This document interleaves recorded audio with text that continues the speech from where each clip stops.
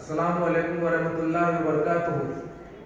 प्यारे बच्चों, आज हम 7वीं क्लास का तारीख का 9वां सबक मराठों की जंग आज़ादी, इसे आज हम समझेंगे।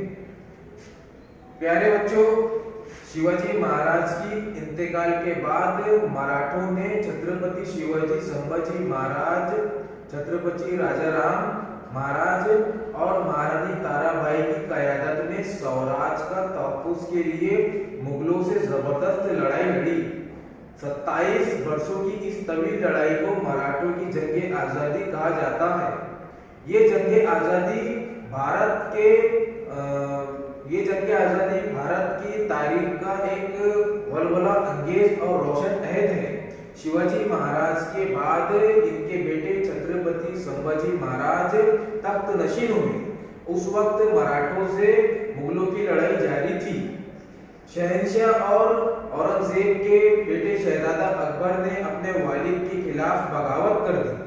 वो खुद अपने संभाजी महाराज से जा मिले और उनकी पनाह इख्तियार कर ली। शहंशाह औरंगजेब को ये बात नापसंद हुई।